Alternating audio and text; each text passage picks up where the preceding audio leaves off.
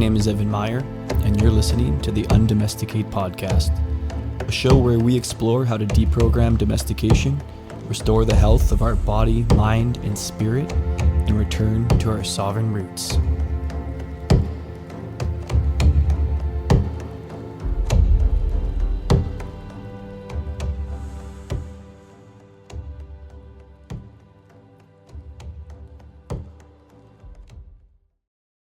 Well, it's round 2 of our conversations together, except for this time we're coming from beautiful island of the Pacific Northwest up here in Washington.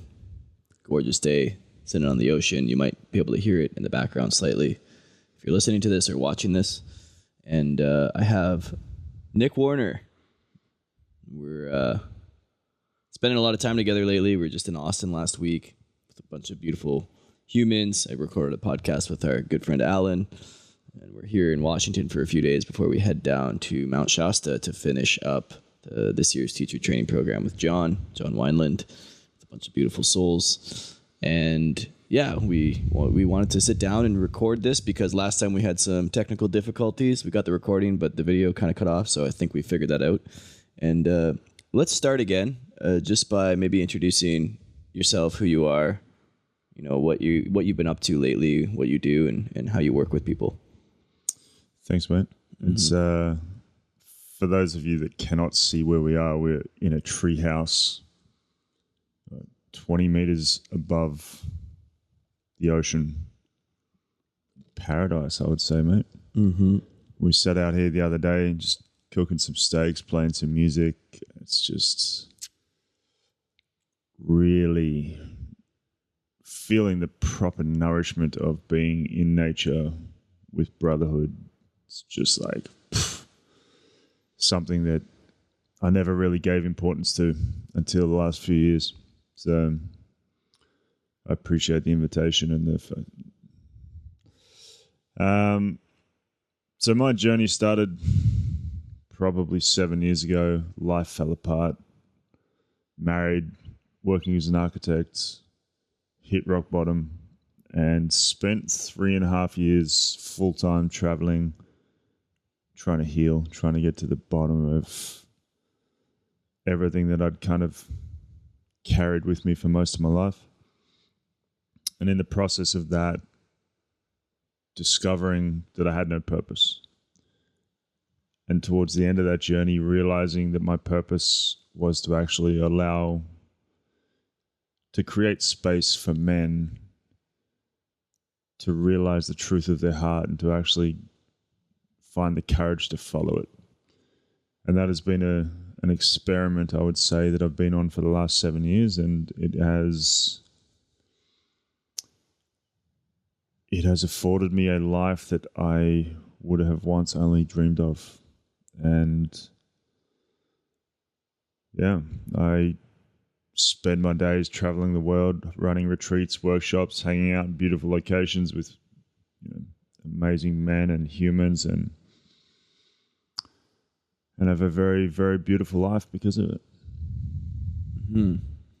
Yeah, one thing we were talking about before we hit record was this idea of rites of passage, and how so many of us, most of us, I would say, especially in the Western world, but I would even say universally, don't really have those initiatory experiences. And I'm curious, like in the last 7 years, what were some of the initiations or the rites of passage that maybe you stumbled upon, didn't know was a rite of passage at the time, or something that you did, perhaps it was intentional, but what was it that started to, because I think rites of passage and purpose are kind of, they go hand in hand, right? Mm-hmm. Like you go through these initiations in life, these passages, and then perhaps your purpose shifts, or your purpose becomes more clear. You become more aligned with like the core essence of who you are and what you're here to give the world. And for us, we're fortunate it happened as young as we are, but we're also we're quite a bit older to step into this stuff when you think in the grand scheme of, how things used to go back in antiquated cultures and, indigenous cultures, where you really would go through these when you're young, like 14, 15, 16, whatever. And that really is when you began to solidify your place in the world and had an identity and a relationship with your community in a way that you started to give back. You weren't just receiving and growing up. So I guess I'm curious, like over the last 7 years, what have been the rites of passage that you've gone through, whether intentionally or unintentionally, that kind of led you to where you are right now? Yeah, it's a beautiful question, and I want to just take a step back just to kind of explain how crucial it is, because I was, when I was 10, I was like, okay, when I'm 20, I'm going to have all my shit worked out. And then I got to 20, I was like, when I'm 30, I'll have all my shit worked out. And then I got to 30 and I'm like, fucking hell, I still don't even feel like a man. And it wasn't until end 30s where I actually had been on this journey for a while, and then it really allowed myself to enter into these processes where I could stake in the ground claim, like, fuck, now I actually feel like a man.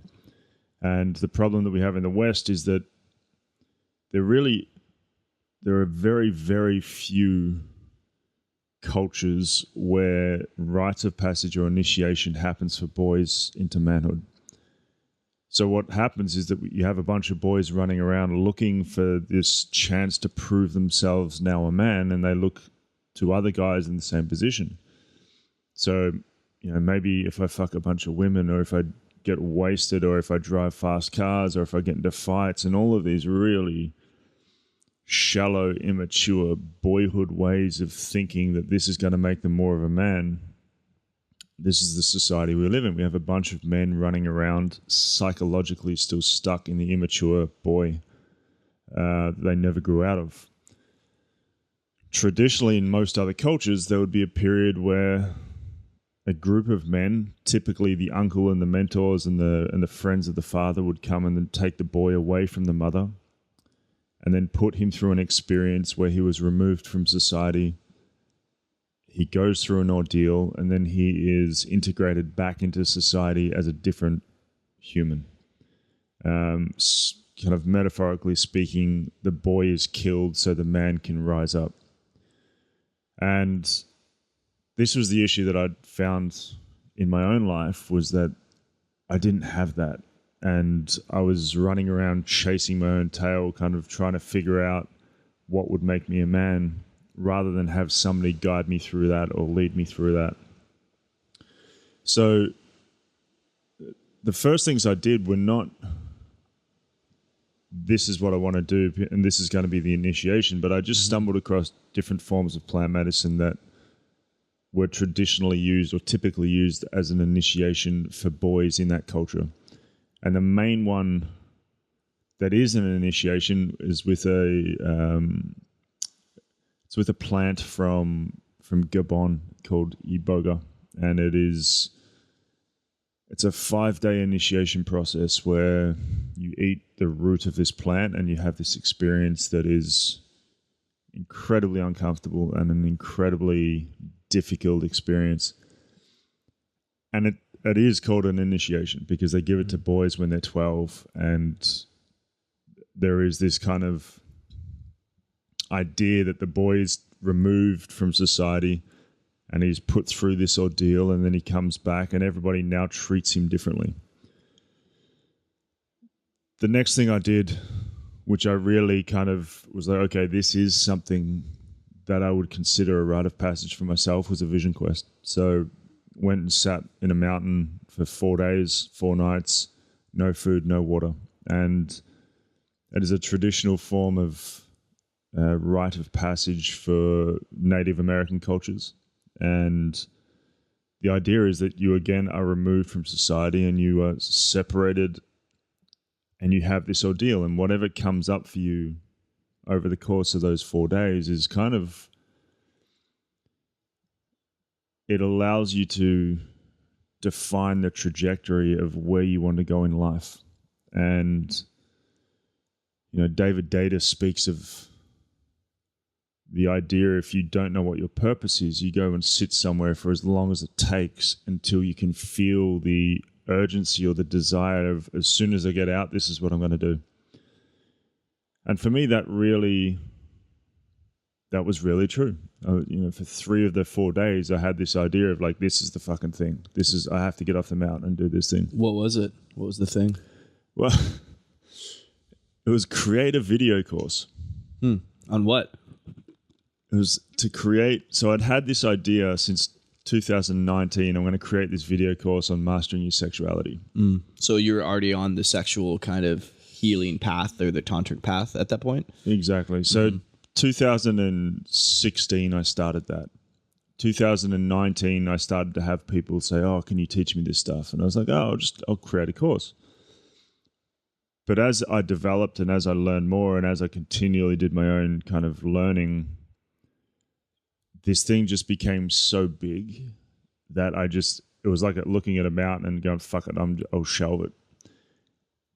And then I literally sat on the mountain, and for 3 days out of the 4 days, this was the thing. It just would not leave me alone. And everybody else, they have visions of jaguars and fucking snakes and eagles, and I'm sitting there thinking about this video course, and I'm like, this can't be it. Like, there's got to be something else. Fast forward 3 years, and the moment that I actually gave myself to do that video course, to create the thing, my entire life changed. My entire business changed. Everything. Since I did that thing that came to me on the mountain 2.5 years ago, my entire life has changed. And it was such a transformative experience, but there was a part of me that still didn't feel like I could call myself a man. So then last year, with a couple of other mates, we went and did something called Sundance, and it scared me more than anything I've ever contemplated in my life. And before you did it or while doing it? Both. It was something that I knew of. It was something that I'd heard of, and it was just something that was so far beyond my edge that I didn't even consider it. And then a series of synchronicities happened. I was invited to one a few months later, and I realized that actually this was the exact thing that I needed to do. And for those not familiar with the Sundance, do you mind just giving a quick synopsis of like what it is, how it works, and maybe where it comes from and all that, if you know? So again, it's a kind of a Native American culture or tradition. And you have this tree of life in the middle of this quite expansive yard or area. And you make these little prayers. You make 365 prayers, which are filled with tobacco and some other herbs. And when I did it the first time, there were 90 people dancing. So there was 90 times 365 prayers wrapped around this tree. Wow. And the most beautiful thing about this entire experience is that it's a prayer. And even if you don't believe in prayer, you can't not. When you go to this and you experience the magic of what exists and what occurs, you can't deny it. And so you wake up the first day, you do a sweat lodge. So you're crammed in this Temescal sweat lodge, a nipi, depending on what you want to call it. We had 40 to 50 men crammed in this thing, and fucking fat, sweaty men, and it's like 4:30 in the morning, and this goes for about 20 minutes, and then you get up, and over the course of the day from sunrise to sunset, you dance in 7 rounds. So a round might go for 30 minutes, it might go for an hour and a half, but you dance around this tree of life that's in the middle. And there's 8 guys just pounding on this drum, and the women behind them, and everybody's singing, and it's quite an incredible feeling. And once the sun starts to go down, then you do another sweat lodge, and then you go to bed, and you wake up at sunrise, sweat lodge, dance all day, sweat lodge. Do this for 4 days. And you're fasted, right, during this whole experience? No food, no water. No food and no water. So you're dry fasting. Yeah. And you do this in Portugal. Yeah. In the middle of summer. It's fucking 33 degrees. Temescal. So you're sweating like crazy. For anyone that's never done a sweat lodge, it's imagine like going into a steam room, right? Because they pour water on these rocks and then just cranking it up to 11. Right? It's so hot, and it just gets hotter and hotter, and it's crowded, and you're kind of in the dirt, and you come out and you're drenched, and there's stuff stuck to you, and it's a and the same thing. You're in sweat and you're in lodge to prayer, right? It's all about the prayer. These things are all about the prayer. I haven't done the Sundance, but I've supported the moon dance, which is kind of the reciprocal. The feminine version happens at night. But the idea, I've done 3 days dry fasted, and that's just like laying around, hanging out, going for little walks. But to dance, to sweat twice a day with no water in the sun from sunrise to sunset, the idea of that is terrifying. And that was my entire process. Yeah. Like, how can you not die? Exactly. That's what I'm like. Oh, you're definitely dying. Like, you're definitely, someone dies, I'm sure. Like, you know what I mean? Like, and I was just like, well, first of all, I was like, why would you do that? Yeah. Like, what is the point? And then I met guys who had done it. So the other piece of it is, at some point, you give a skin offering or a blood offering. So you put 2 pegs through your chest and you attach these pegs to the tree, and then you kind of lean back and the rope gets tight, and then at some point you jump back and you rip these pegs out of your chest. And I'm just like, why the fuck would anybody want to do that? Mm-hmm. And then I'd speak to these guys and they're covered in scars. I'm like, man, you kept doing it. And they're like, yeah, you do it once and you realize. Like, once you go beyond the ideas and the belief systems of the mind that say that that's not possible, you tap into a different part of yourself that you might not ever access because you're constantly distracting yourself with phone and books and women and fucking whatever it is.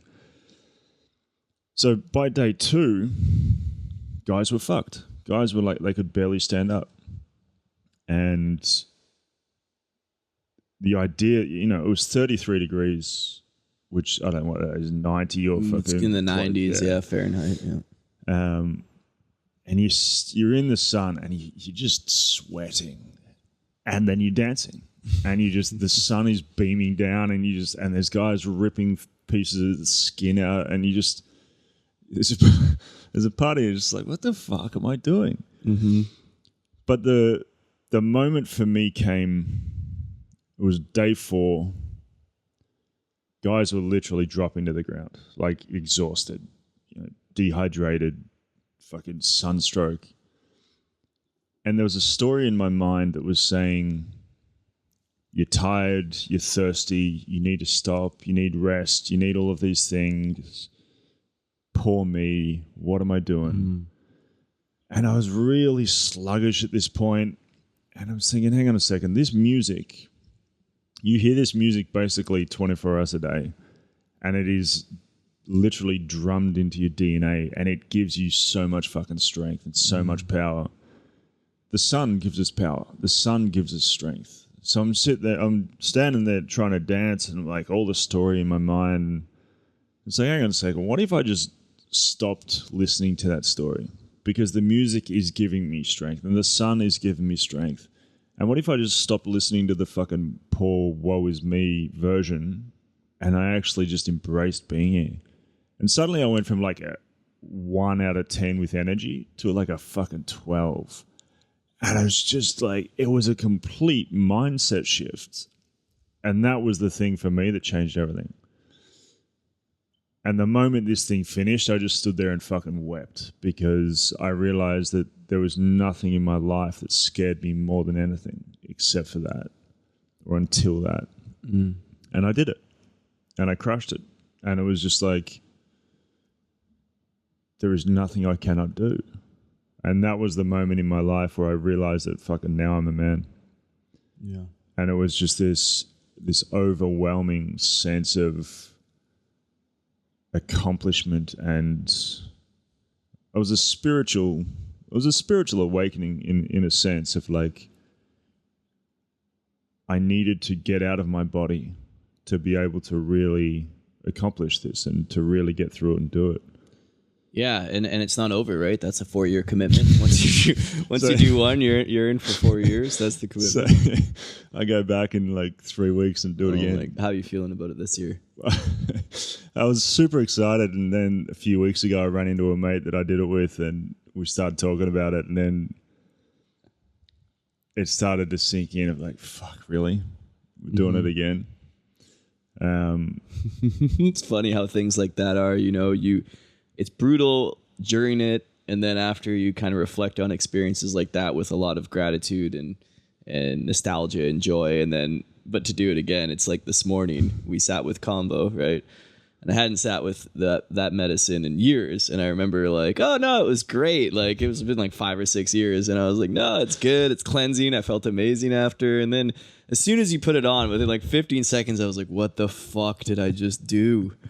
Oh, and I just, the head's ringing, the tinnitus is going, my heart's just pounding. And I'm like, I might die. I don't know. I might die. And then, of course, you go through the whole purge and the process, and it feels like someone's giving your guts, just wringing it out like a towel. And then after I get it all out, I'm collapsed there in bliss and just zoned out. I'm like, oh, this is so bad. I could do that again. But then I know that if I were to do it again, I would go through the same fucking process. I'd be like, fuck, why did I do this? Happens every time. Every time I sit in a plant medicine ceremony, it's like, I did too much. Fuck, why did I do this? What am I doing here? Right? And that's part of, I think that's part of like getting, circling back to that piece around these rites of passage or these initiations. It's often so uncomfortable and so confronting. And usually for me, there's some essence of I might die in this, which there is a death, right? I think that's part of it, is there's something does have to give. And maybe it's not your physical form and you're not ready to leave the earth yet, but something in you does die. Even this morning, like I felt through that purge, like something did die in me, right? Yet we continue to go back to these things because there's something deeper calling us into these experiences. And I think that's what so many men are feeling and yearning for, is like there has to be this deeper confrontation with life and death that brings us alive, that brings us back into life. And because we don't have that in the West, it has been replaced, as you said, with status and money and fast cars and women. And it's like this hungry ghost just trying to consume something to feel alive, because we've never had those rites of passage experiences. And the other piece of that is that we live lives of quiet desperation and depletion, and we numb ourselves with drinks and drugs and porn and all of this shit. Mm-hmm. That if we don't have these peak experiences that push us to the fucking edge, then we don't feel it. So that's why you see so many men. It's like, okay, what's next? What's next? And this was, for me, this was it in the beginning. Like, this was why I started doing this shit, because I couldn't fucking feel anything. Mm-hmm. I couldn't feel happiness. I couldn't feel joy. I couldn't feel pain. So it was like, what's the thing that is going to push me so far to my fucking edge that I might break? And then that was the beginning of my journey. And it was like, oh, fuck, okay, I've done that. So what's next? And it's far less of that now because I feel a lot and I feel easily.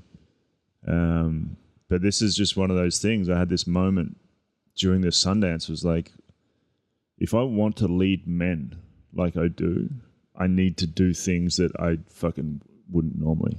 And I need to push myself to a place where I actually can stand solidly with myself and say, I can do this. Mm-hmm. I have the fucking capacity, and I have the experience, and I have the courage to be able to do things which maybe I never would have done, and which will allow me to lead men in a way that I wouldn't be able to do it. Yeah, Alan and I were talking about that last week because of, the journey he went on with the fasting and everything like that, about how like we need these specific containers in order to have these experiences. We can't have them haphazardly. I can't hook myself up to a tree here and dance around it for 4 days. You know what I mean? It's not like something we can take on ourselves. We have to literally seek out these curated experiences, because it's within that container that we can touch the very fabric, like the edge of what is possible, and still be held in it. Right. And so many men live so fast and so loose that they're doing these. There's no shortage of risk taking, But it's when it's not coming with an intention and with a beginning and an end and a proper container, it's useless, right? And so finding these leaders, these people, these old ways of, traditional ways of being that introduce us to something sacred, right? That we can really touch on our mortality and on what it means to be human and what's possible. If you never do that, you're a boy forever. Like you're permanently a boy. You look at people out there that, but it doesn't matter how much money or success they've attained or how much they own or how many women they fucked. You sense the boyishness of it all, right? Just the immaturity of it all. This is I had this thought the other day that I used to look up to these men with the women and the cars and the money and the status and all of this shit. And I used to look, that's what I want to get to.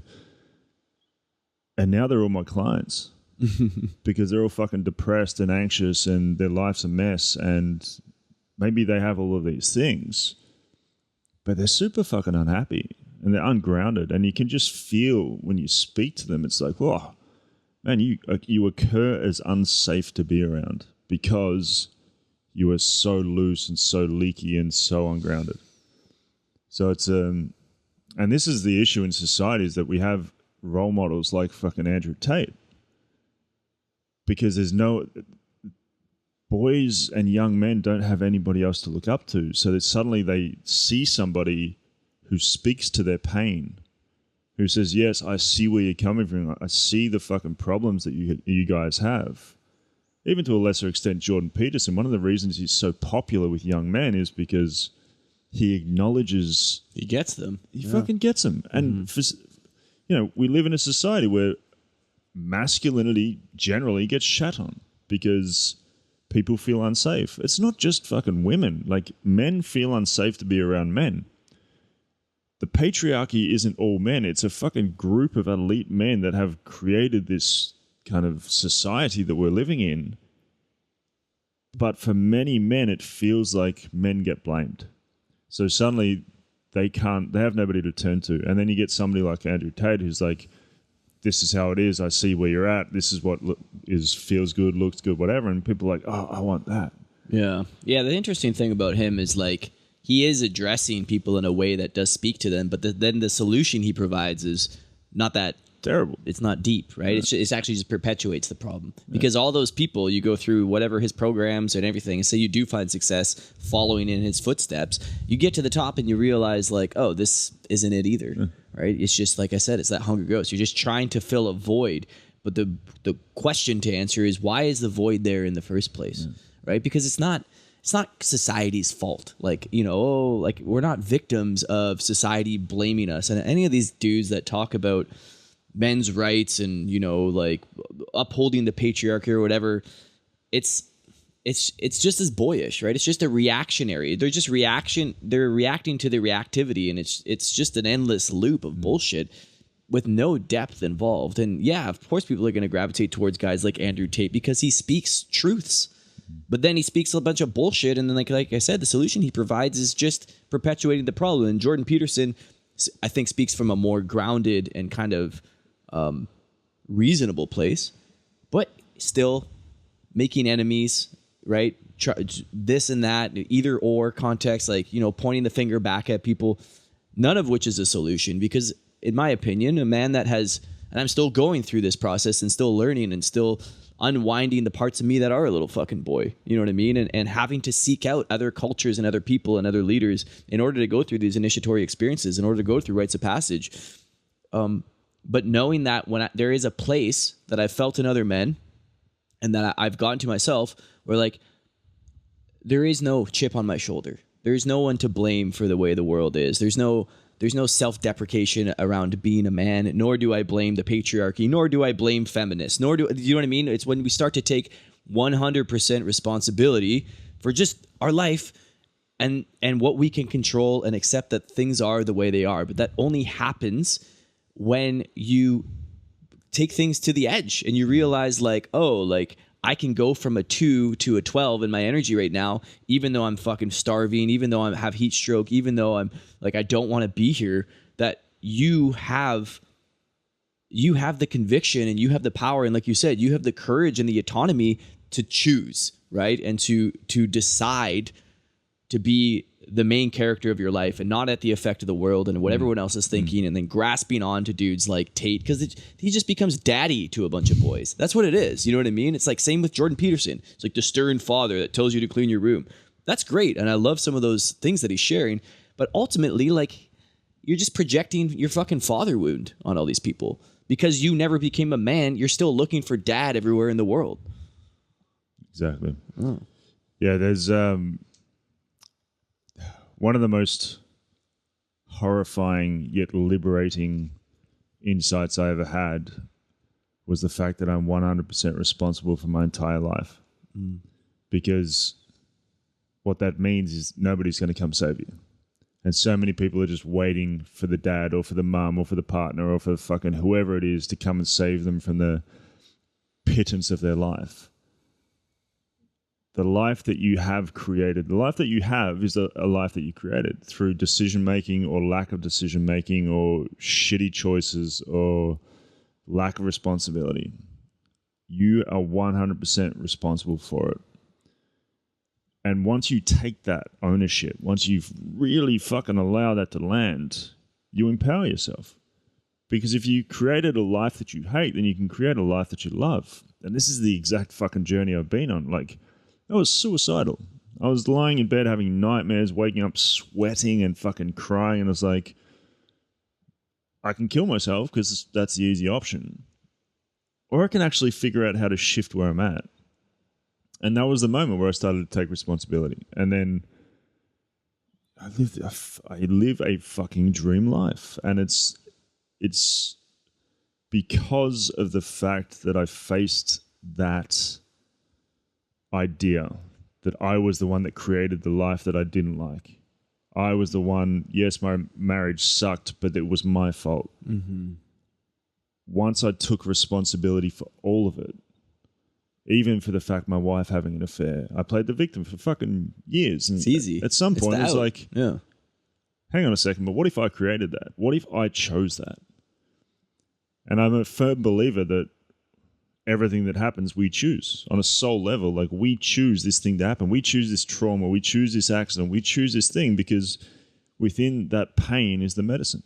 And then we take that medicine, it becomes a purpose. And then suddenly we have meaning in life, and then suddenly life changes. And then suddenly when you're fully in alignment with your purpose and your fucking higher calling, then life is beautiful. Yeah, that's a really powerful statement that so often that I've experienced in my own life, and, you know, talking with men like you and just meeting dudes that are creating powerful change or impact in the world in whatever avenue that they select. Often, almost 100% of the time, if it's coming from a real deep place and a real aligned place, it came from having to take responsibility for something in their life that was fucked up. Right? And that's it's the only way to approach life from a place where you'll be fulfilled or satisfied or content at all. Because if you don't take responsibility for everything in your world, including the things that you might not, like, you might have been a legitimate victim of something, you still have to take responsibility for it. Because without that, you're always at the will of that effect. You'll always carry that story with you, and you get to choose if that story is the one that empowered you and caused you to change your whole life and, you know, find your purpose and start doing the things that you always wanted to do or becoming who you really know you're capable of being, or if you let that story hold you back forever. We know people, right? They're in a story, they're caught in a story, and they're going to let that story keep them in the perpetual loop of not being able to take action on what they want or whatever it is, you know what I mean? Not living the life that they want because that story runs the whole show, right? And it's like, so fucking what? It's like, yeah, of course, acknowledge it, be with it, feel it fully, you know, reconcile what you need to in your life, but then what? Then you have to let it go and you have to move on. Then you have to start to see, how can I use this as the medicine to launch me into the next initiation, the next transformation in my life? Because in my opinion, I use the word initiation quite loosely as like, we're constantly being initiated by life, right? Relationship breakdown, affairs, whatever, addictions, loss of job, trauma, car accidents, it doesn't matter, job losses, whatever your path is like these, if you choose to relate to it in a way where you're like, okay, what is life trying to show me? You know, and how can I take responsibility to take what's happening to me and use it to happen for me in order for me to accelerate my life? Exactly. It's that mindset switch of why is this happening to me to why is this happening for me? And if you can, there are people who suffer horrific trauma and it is not their fault. I get that. But the healing is their responsibility. And as you said, if you continually just fucking stay in the story of poor me, woe is me, you are never going to change. Your life is never going to get better. But it's the moment that you fucking empower yourself. I have this favorite question that I ask people, and it's, if you could take one memory from this life into the next life, what would it be?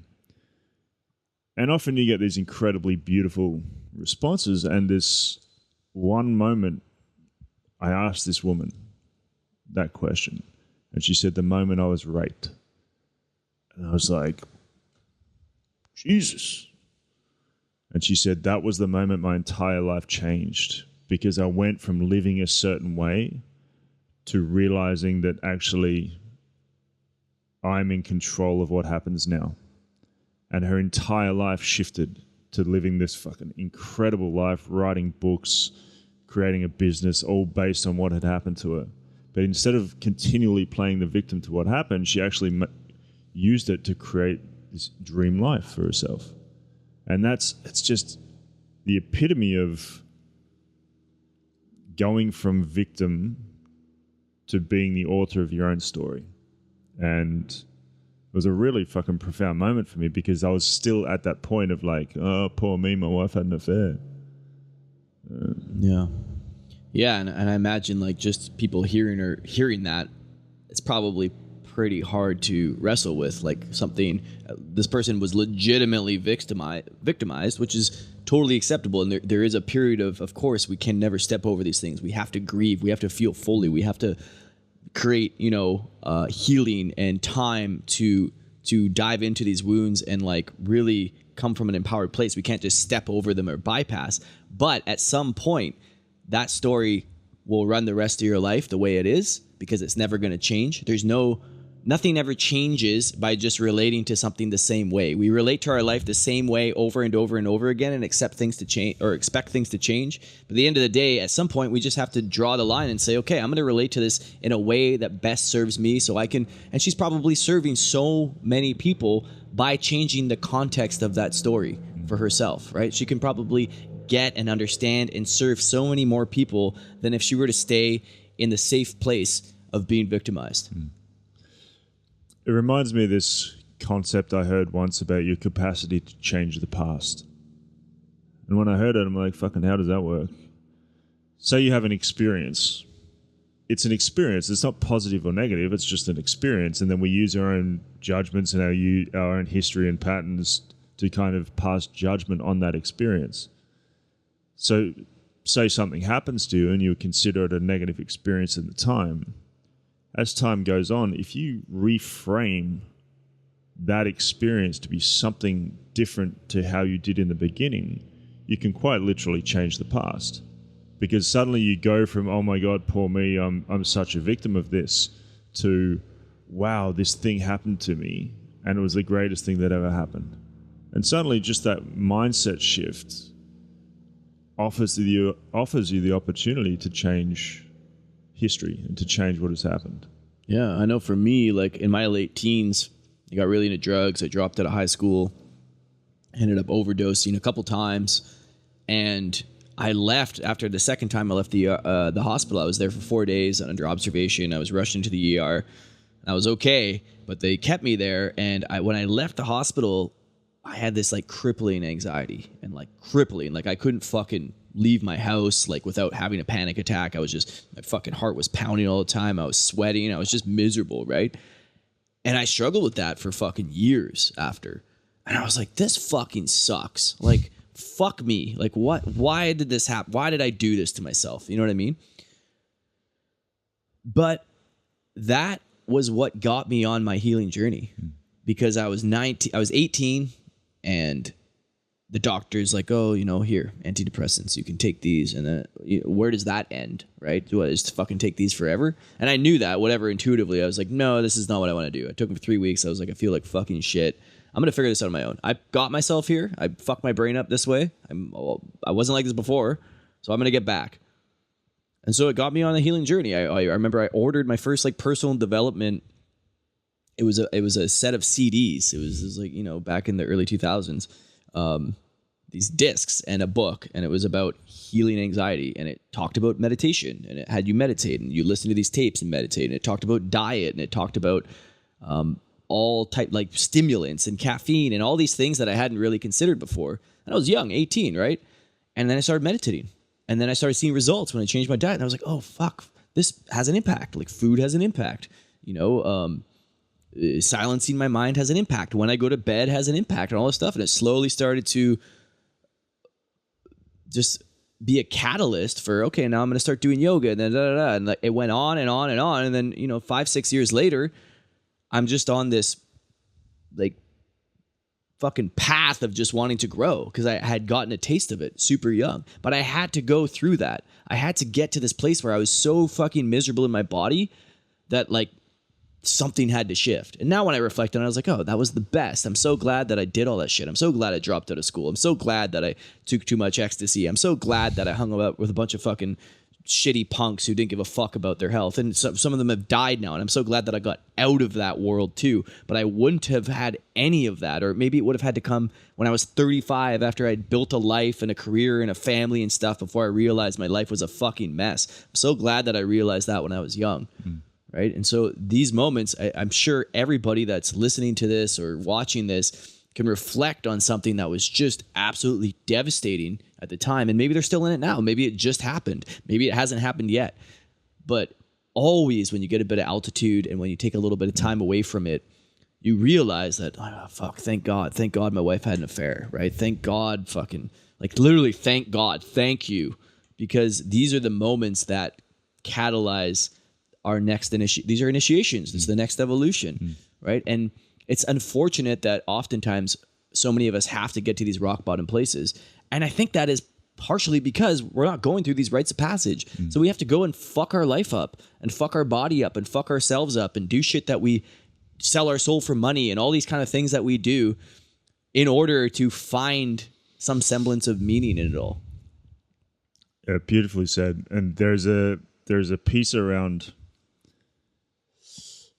So I'll go back to what we said at the beginning about men not trusting men.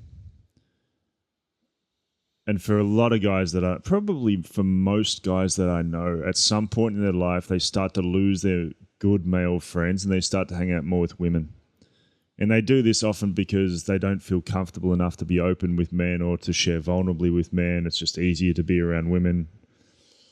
But what happens is that you lose the sharp reflection that you get when you're around good men. So then you go through life and you don't have these good men in your life, and you're like, well, if I don't do this by myself, if I can't handle this, if I can't take care of this, I'm going to appear less masculine. So suddenly you get yourself into a spot where you're fucked and you have no way out because you have to do it by yourself, and you don't know anybody else, that you can't share it with anybody because fuck, what are they going to think of you if you tell them that you've got these issues in life? I couldn't share with anybody that my wife had an affair. I told one mate, he took me down to the pub, he got me wasted. It was like, at the time I was like, fuck, this is good, but it destroyed me. So what happens as men is that we go through life, we have these experiences, and we think, fuck, I have to deal with this by myself because otherwise I'm going to appear less masculine. And we wait and we wait and we wait until it's too late and we hit fucking rock bottom. And then it's like, I need help. I need to ask for help.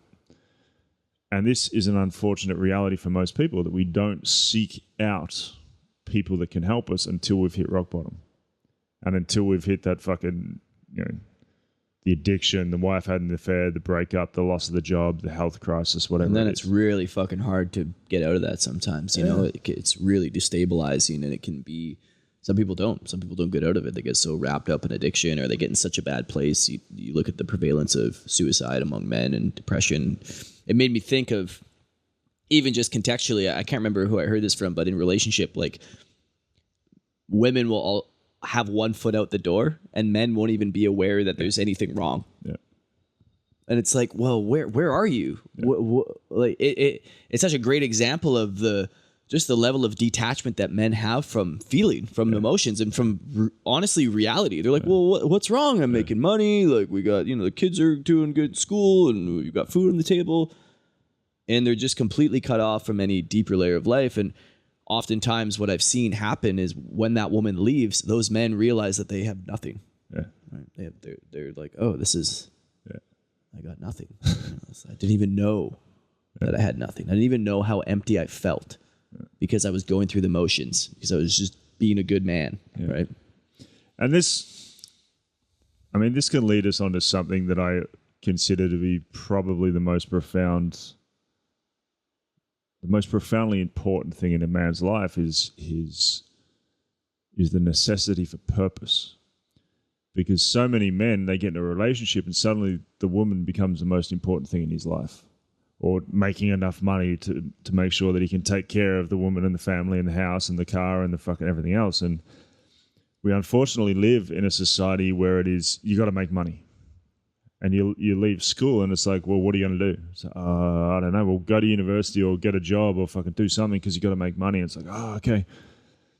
So then perhaps you go to university or you get a job and then you meet a girlfriend. It's, you got to buy a house and you got to get married. And it's like, oh, fuck, okay. And you're doing the thing and everybody else is doing the same shit. And you kind of you're in this rat race of comparing yourself. Oh, well, they're getting married now and they're going to have a kid and they've got a house. So I got to do that thing.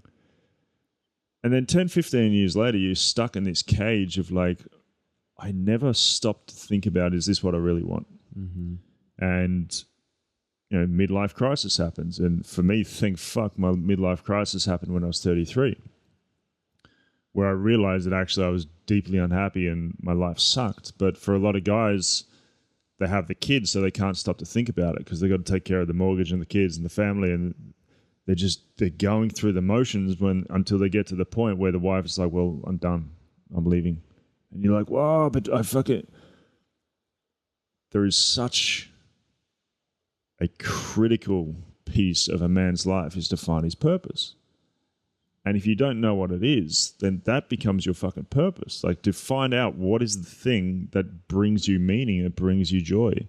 So you don't have to offload the burden of meaning onto your partner. Yeah.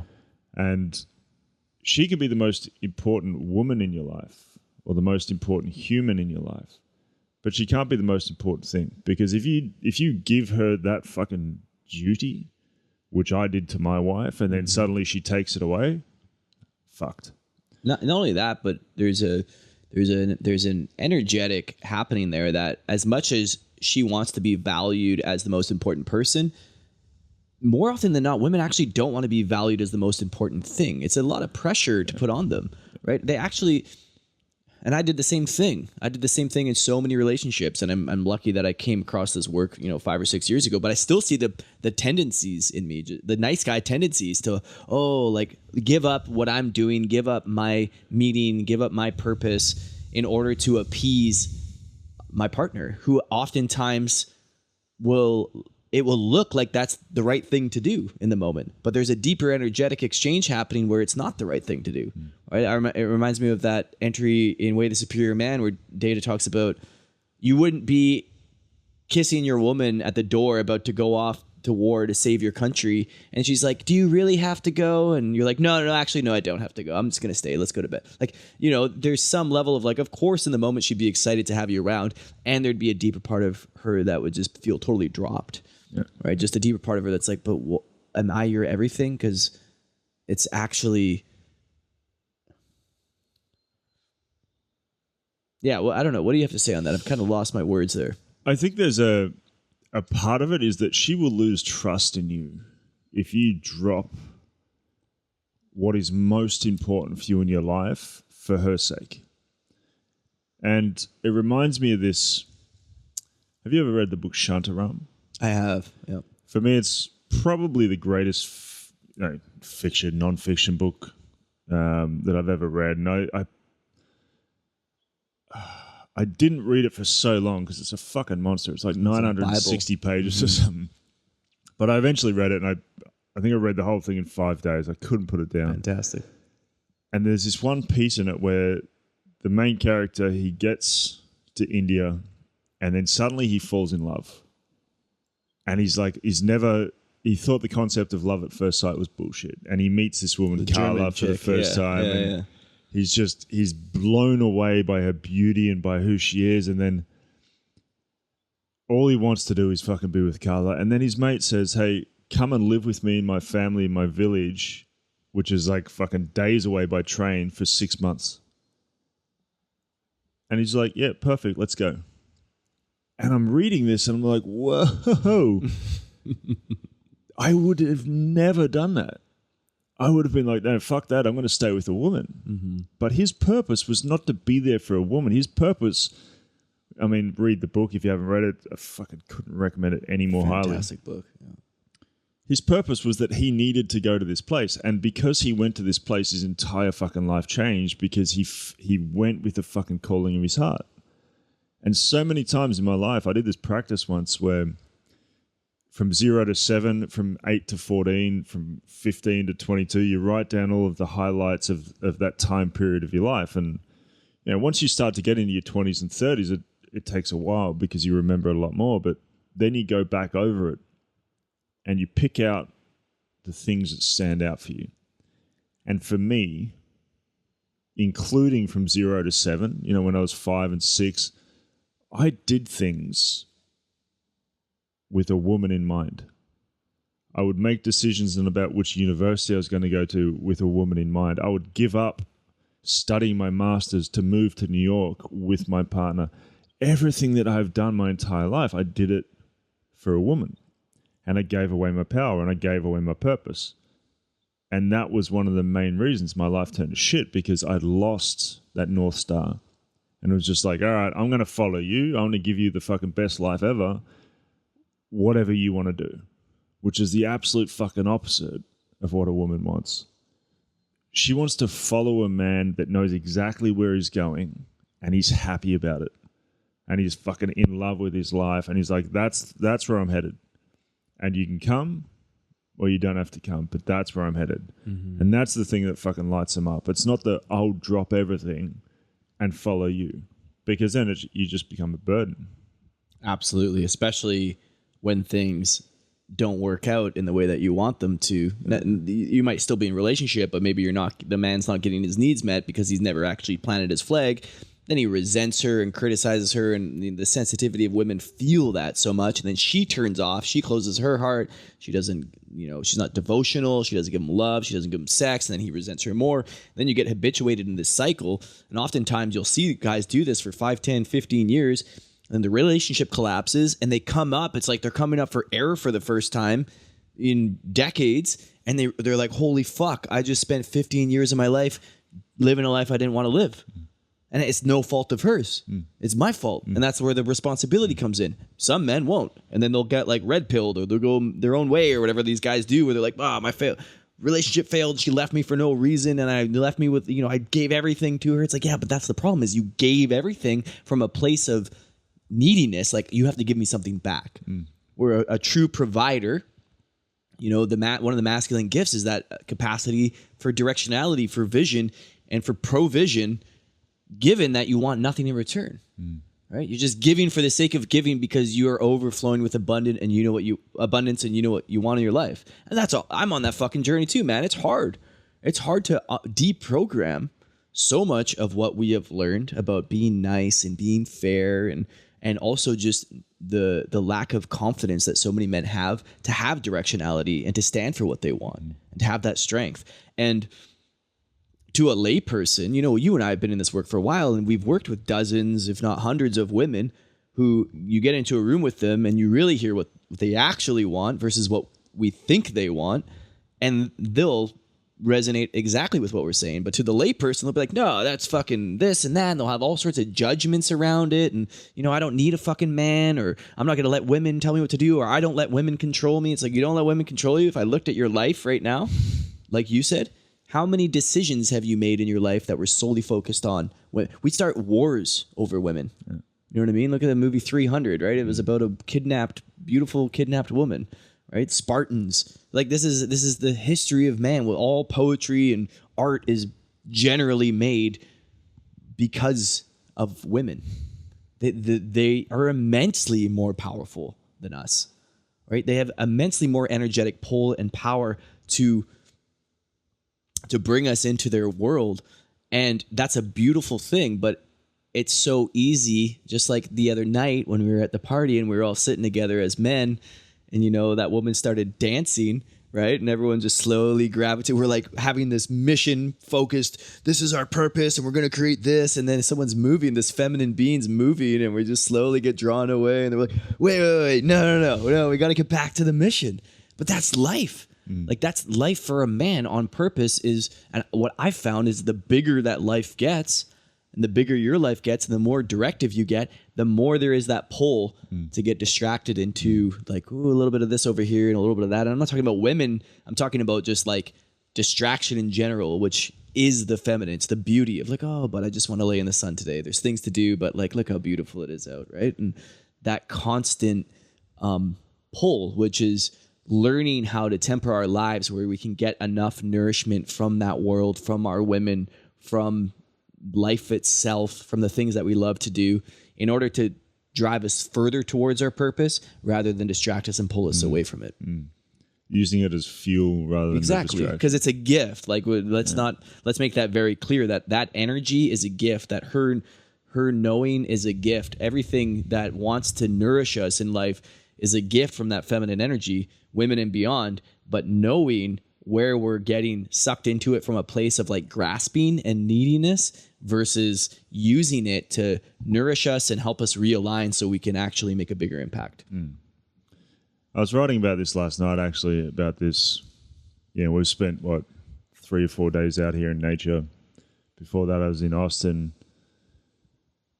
And there is nourishment. So take the idea of feminine away from just women and you know, feminine being nature, the great she.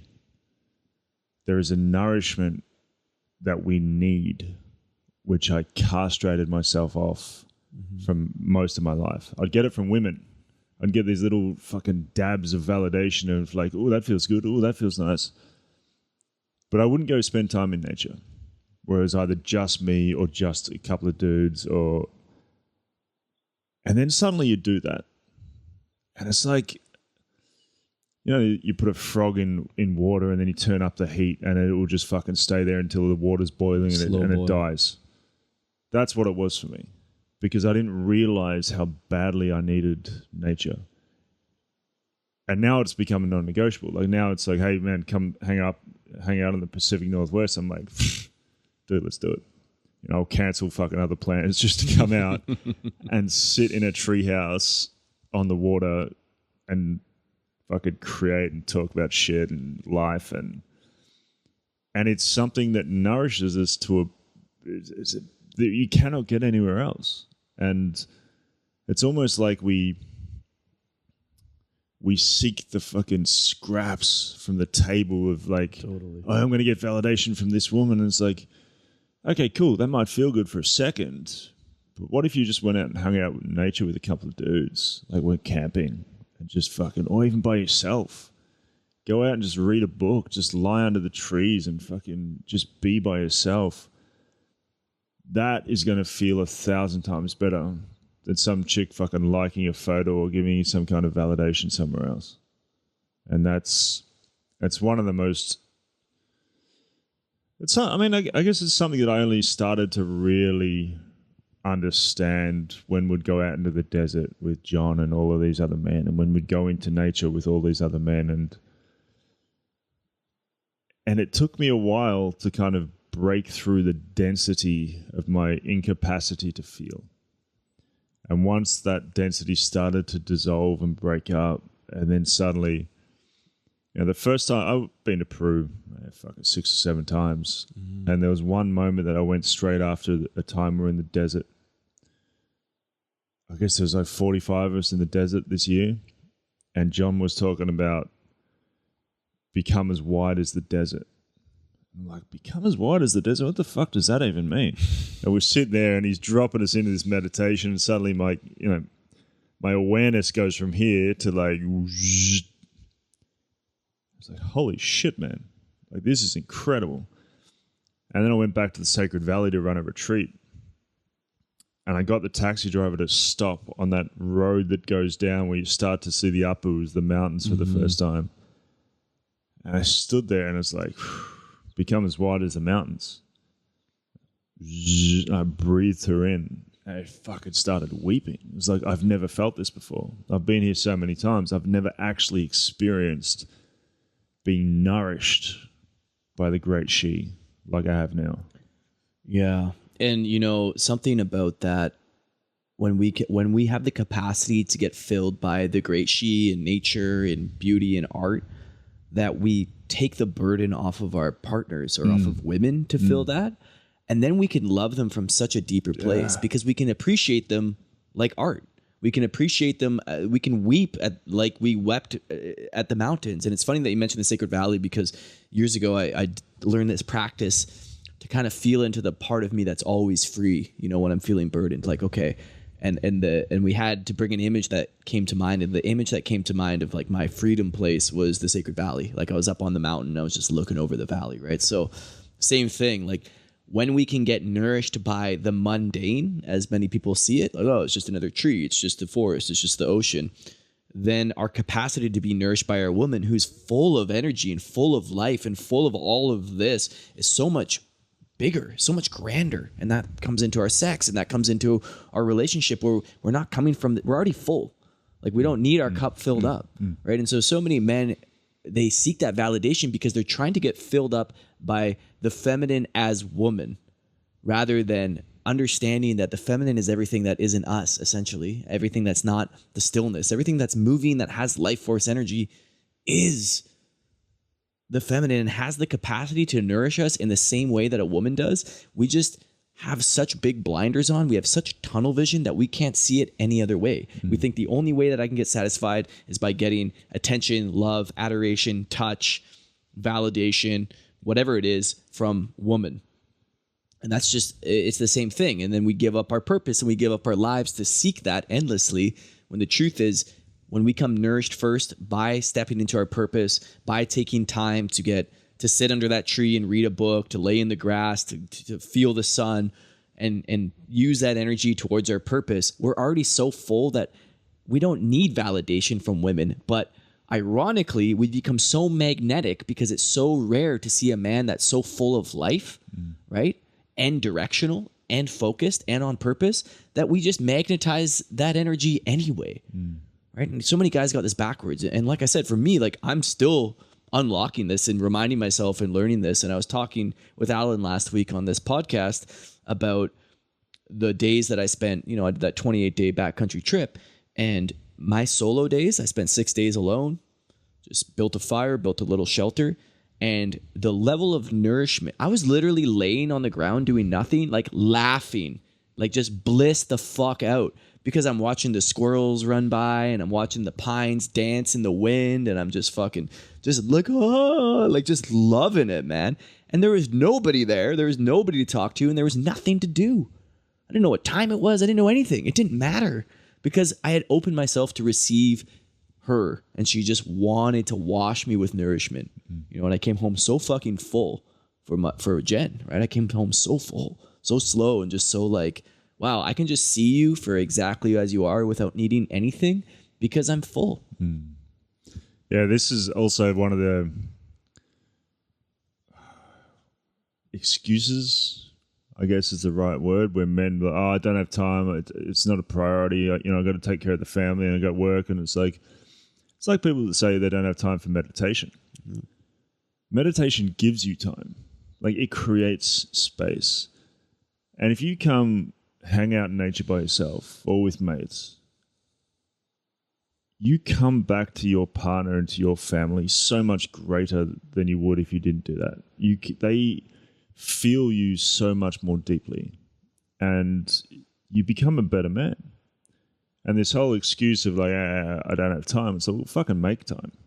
If you want to show up for your family the best man you possibly could, then make the time. Yeah, it's not by doing more for them, because that's what you've already been doing, and that's the treadmill guys get stuck on. It's like, well, if I just do more, but then you don't get the response you want, the resentment builds, we get back into that loop, right? It's oftentimes the opposite thing of what we think. It's like, no, you got to take more time to get nourished other ways, right? So you can come back more full. And as you said, when you receive the nourishment from the great she, you don't go back to your partner trying to fucking take nourishment from her in ways that she might not be able to give you. Exactly. And then you resent her because she can't give you a certain type of nourishment. It's like, well, fucking get her somewhere else that is infinite. Mm-hmm.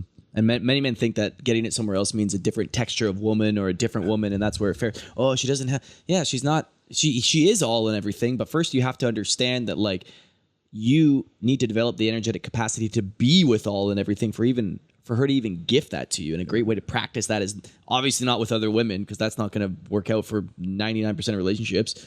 But instead of finding that nourishment where you can really come back and see her for everything that she is. Let's do a time check, because I want to make sure that we're not running over time. I know you're on a schedule here. Oh, yeah. We should probably wrap things up. Whatever, man. We all good? Yeah.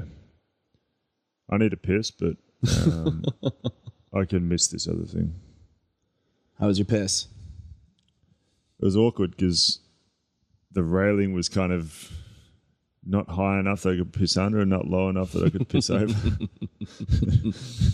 So we've been talking about, rites of passage, initiation, and we kind of got on a tangent around purpose. And I really see how all of this it kind of flows together. But I'm just curious if there's anything else about rites of passage that you want to share as we begin to wind down and yeah. Yeah, I think one thing that was really apparent for me after I'd started this journey of kind of working out how to become a man and how I can get initiated in rites of passage and things was this relationship that I'd had with my father, which had not really changed from being a child and a teenager to an adult. He would still treat me as if I was a child, despite having gone through all of these things myself. And I was with a man called Dr. Arnie Rubenstein, who's this Australian rites of passage facilitator, and he has something called the Rite of Passage Institute in Byron Bay, and he's put 250,000 people around the world through rites of passage. He's reintroduced rites of passage into Aboriginal communities in Australia. An amazing guy. And I was doing a training with him, and he speaks about the format of every rite of passage has the separation, the ordeal, and then the integration. But one of the things that really stuck out for me was this idea that the parents themselves have to go through a rite of passage at the same time. Because if the parents are where they're at, and the boy or the girl, whoever is where they're at, and then the boy or the girl goes through a rite of passage, if the parents don't do their own, they'll continually see the child as the child. So it's critical that they actually do some kind of rite of passage themselves where they can then see that the child has actually gone through this process. So a few years, 10 years ago now, I was hiking through Nepal with my family, and I had a bunch of mushrooms with me. And my dad's a very conservative guy, and he was 60 at the time, never done any kind of drugs, never, he'd drink a lot, but for him, anything other than alcohol was just kind of, A-grade narcotics that would see you in prison and put you in hospital. And sounds like my dad.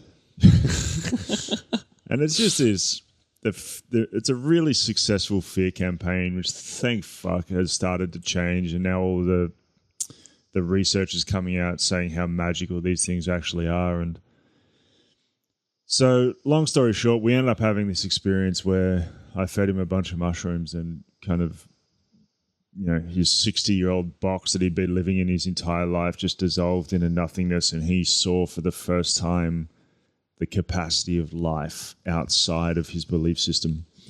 And it changed everything for us. It completely changed our connection, father and son, to, yes, he's still my father, yes, I'm still his son, but now suddenly we're men, and suddenly we're friends, and suddenly it was one of the most miraculous things that I'd ever kind of experienced in my life. And what I realized after was that was his rite of passage.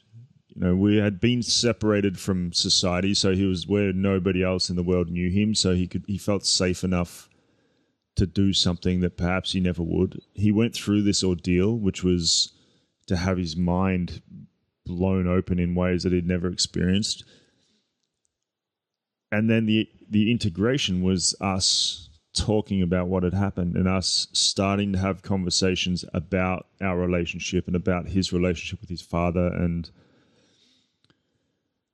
one of the ways that an ordeal is created for rites of passage is that you enter the ecstasis, which creates liminal space.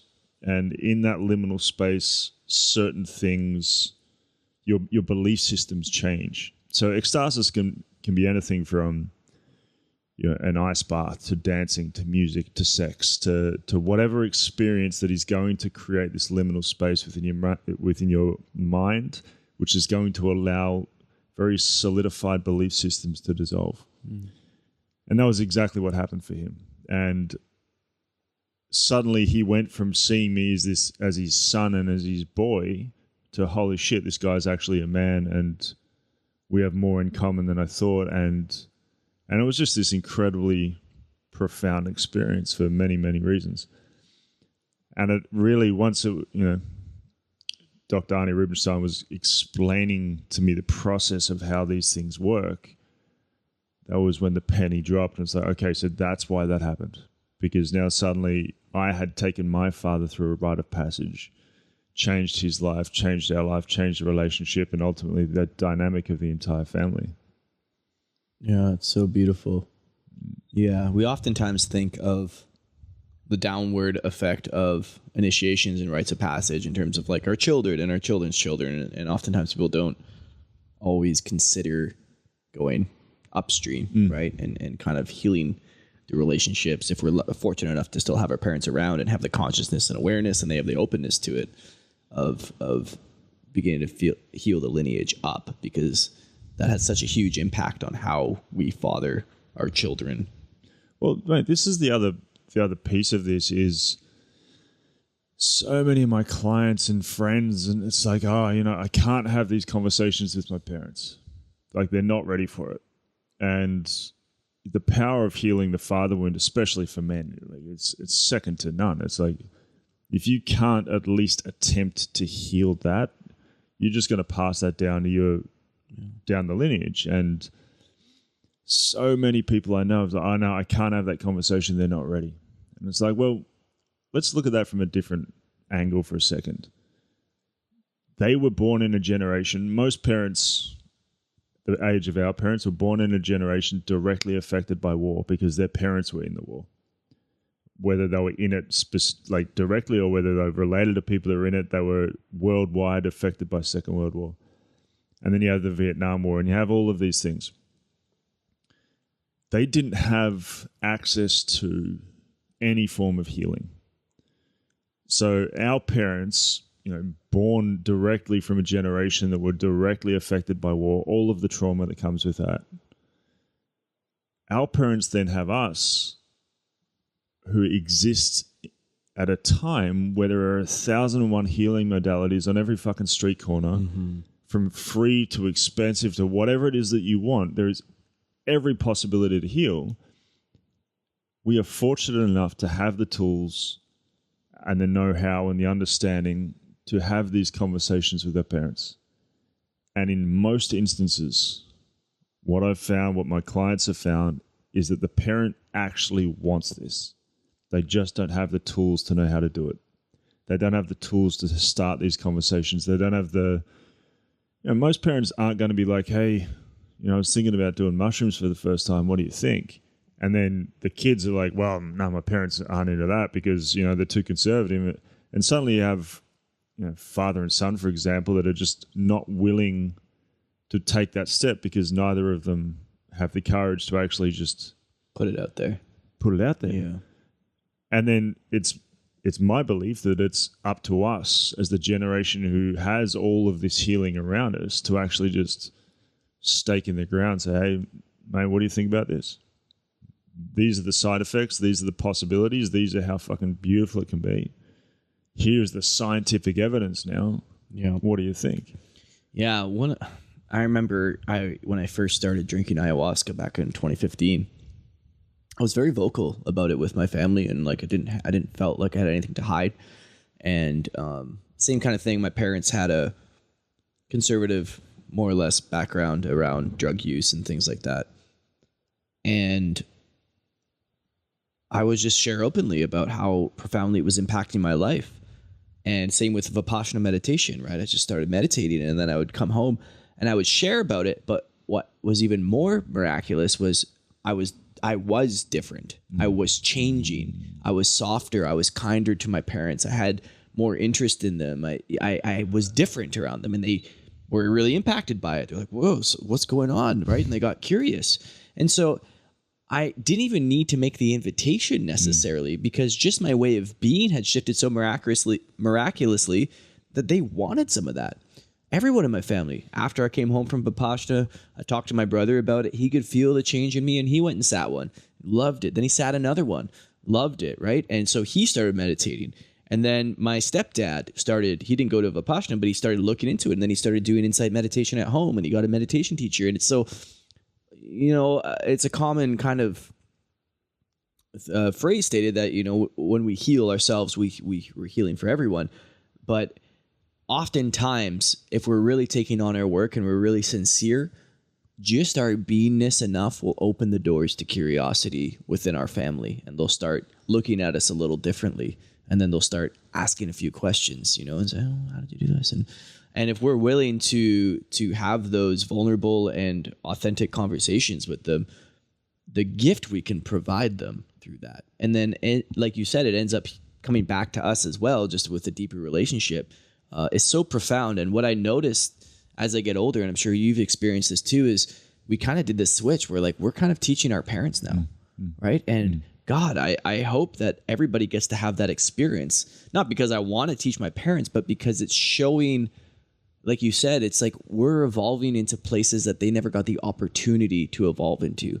We have access to things, we have the technologies and the conversations and the internet and all this kind of stuff that didn't exist when they were growing up, to start to unpack these wounds and unpack these lineages, these things in the lineage that they inherited that oftentimes isn't like, it's no fault of their own, right? And just that, what a gift, right? What a gift to give our family, to give to the people that raised us, right? It's like, this is a whole other conversation, but the idea that we kind of go through life and then we end up having to take care of our parents and change their diapers, and then we get sick of it and we put them in a home and they kind of rot there, which is what Western culture does, right? But instead actually being a catalyst for change in our family, right? And I think we all have that opportunity to not make our healing only all about ourselves, but actually when we are in the work and we're wearing it on our sleeve and we're talking about it openly and we're sharing authentically and being willing to have those vulnerable conversations with the people that we love and that are close to us, sometimes that's enough for them to really take a plunge, take a step forward in their own healing. Yeah, I love that. It's very much a case of the transmission that you're emitting based on the work that you've done, which becomes the banner, the bright and shiny, like, look at this is the work, rather than just talking about it. Actually, what is the energy that you transmit from the work that you've done? Absolutely. Just one final piece on that. As you said, in the West, it's kind of once people get older, we kind of like start to put them into homes, then forget about them. And this is one of the real tragedies of the culture that we live in, because for so many traditions, there isn't just one rite of passage from boyhood to manhood or from girlhood to womanhood. We have many across our lives, you know, graduation and marriage and all of these things. One of the most beautiful is when you become an elder. When you go from just like an older person of society into actually becoming an elder. And there's a Native American tradition where they would cut off their long white hair for the ponytail, and they'd hang it up over the teepee. And these guys would no longer go hunt, they would no longer go to war, but they'd actually sit around the fire, and they'd be the ones, the wisdom keepers. They'd be the ones that would tell stories that people would come to for advice. And we've lost that. True eldership, yeah. And we now, as you said, we put older people in the home, and you said we live in a society where people are fucking spending thousands of dollars to try and make themselves look younger because they fear getting older, because they fear what's going to happen to them, rather than fully embracing it and being seen as a wisdom keeper and as an elder and somebody who just demands respect because of the life that they've lived. We live in a society that's just like, oh, no, fuck, we don't want to get old, so we'll just put them over there so we don't have to think about them. And that is a real tragedy in life, and something that's it's fucking awful, detrimental. Yeah, and you know, and there's a whole other conversation. Like, just because you're old doesn't mean you're an elder, and that's the unfortunate reality too. Is that everybody deserves respect, but there's often this idea that I'm an elder because I've aged, which is totally a misnomer. You know, eldership comes through wisdom and through living life and confronting life and going through initiations instead of avoiding them and avoiding getting old. And then before you know it, you're old. So, yeah, I mean, that's a whole other topic for another conversation, but I do want to start to wrap things up for us. But before we go, just let people know whoever's watching this or listening to this, kind of where they could find you, how they can connect with you, anything that you're offering. And yeah, man, my life is now a bevy of different retreats and workshops and coaching, and Instagram at Nick Warner, or my website nickwarner.com normally has everything that's up to date. But there's retreats for just men, retreats for couples. Pretty soon there's going to be retreats for couples with plant medicine. Just reach out and hit me up, and towards the end of the year they'll have an online program that's up and going as well. And yeah, cool, it's on the up and up. Well, it's been great hanging out in the treehouse with you and doing this again. And just there's always more. There's always more to talk about. I feel like we could just do this for 8 to 10 hours, but let's leave it at this for now. And we'll do it again soon. Thanks a lot, mate. Thanks for having me.